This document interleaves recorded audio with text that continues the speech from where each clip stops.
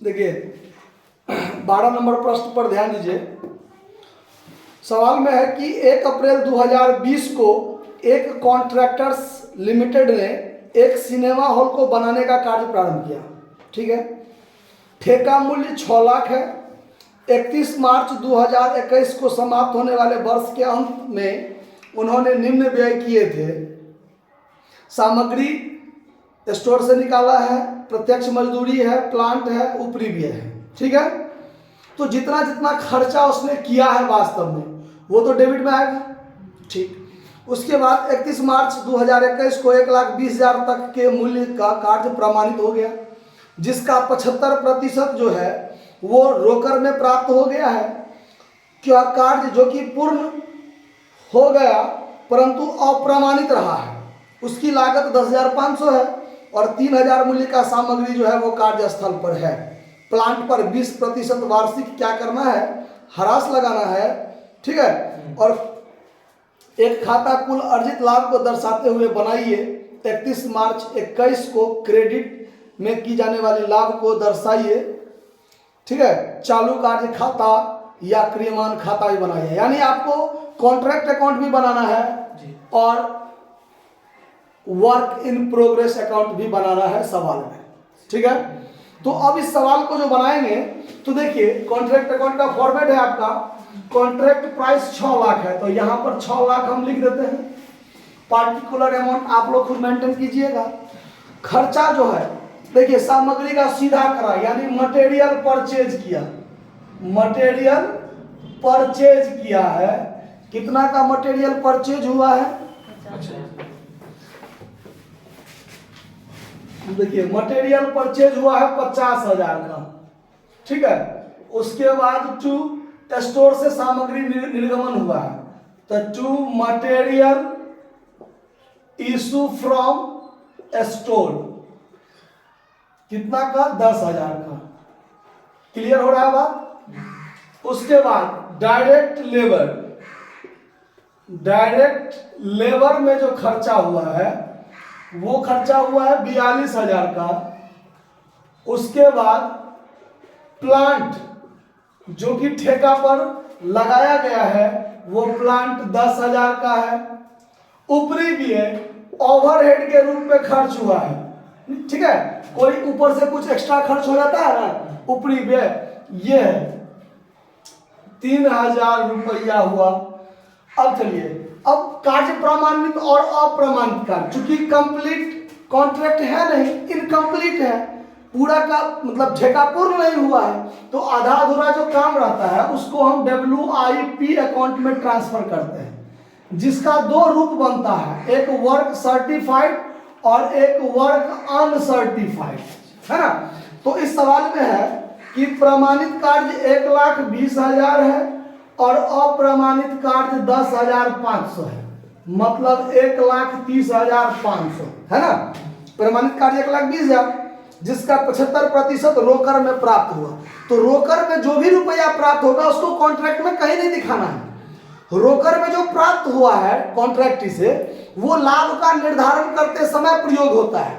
ठीक है, वो चीज आप 13 नंबर सवाल से जब आगे बताएंगे तो समझ में आएगा ये चीज कैश रिसिप्ट का प्रयोग कहाँ होता है। कॉन्ट्रैक्ट अकाउंट में उसको प्रयोग कहीं नहीं करना है। ठीक है, उसके बाद है 5,000 का मूल्य कार्यस्थल पर है तो by material at site, material at site जो अंत में हमारे ठेका पर 5,000 का माल बचा हुआ है तो वो तो खर्चा नहीं हुआ, इसीलिए उसको क्रेडिट में डालकर समाप्त करेंगे। और प्लांट पर 20% ह्रास का प्रावधान करना है, यानी प्लांट जो हमने इधर 10,000 का रखा है तो वो प्लांट एक ही साल में तो नहीं खत्म हो जाता है, तो वो अंत में तो बचा हुआ भी होगा, तो जो बचा होगा उसको क्रेडिट में रख लेते हैं बाय प्लांट एट साइट। तो अंत में 10,000 का प्लांट है तो हमने साल भर इसको यूज किया ना, 1 अप्रैल 2020 से 31 मार्च 2021 तक पूरे साल यूज किया, तो 20% इस पर ह्रास लगाना है। तो 20% इस पर लेस कर देंगे depreciation at the rate of 20%, तो 2,000 घट जाएगा तो 8,000 बच गया। यानी हमारे पास जो प्लांट था वो प्लांट 10,000 का था, लेकिन 2,000 हरास काटने के बाद 8,000 का बचने रह गया, तो वो 8,000 तो खर्चा नहीं हुआ, तो वास्तव में खर्चा तो 2,000 हुआ। तो इधर 10,000 दिखाए, इधर 8,000 दिखाए, तो डेबिट में 2,000 फर्क ना, वही 2,000 खर्चा। अगर हम सिर्फ डिप्रिसिएशन 2,000 दिखाएंगे इधर, तो ना 10,000 इधर दिखाना है और ना 8,000 इधर दिखाना है। समझ में आ रहा बात? अगर हम 10,000 इधर दिखाते हैं तो इधर कितना का बचा हुआ है वो दिखाएंगे। आया बात समझ में? तो ये हो गया। तो कॉन्ट्रैक्ट अकाउंट से संबंधित इसमें जितना बात था सारा बात हो गया।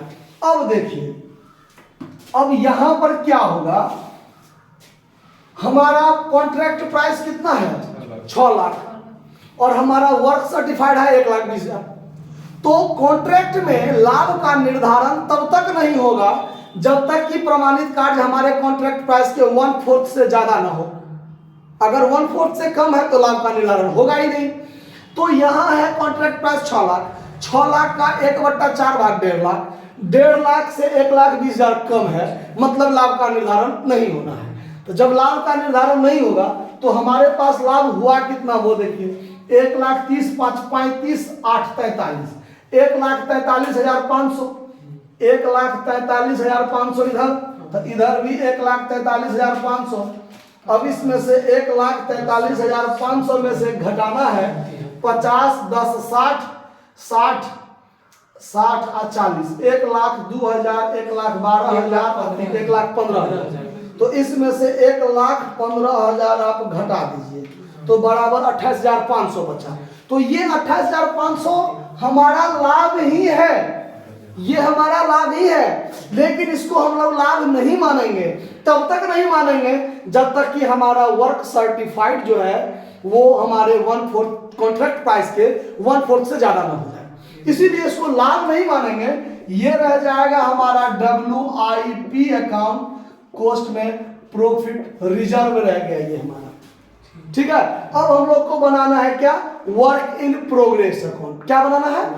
तो वर्क इन प्रोग्रेस अकाउंट जो बनाएंगे, चलिए यहां पर देखिए, यहां पर बताते हैं वर्क इन प्रोग्रेस अकाउंट। ठीक है,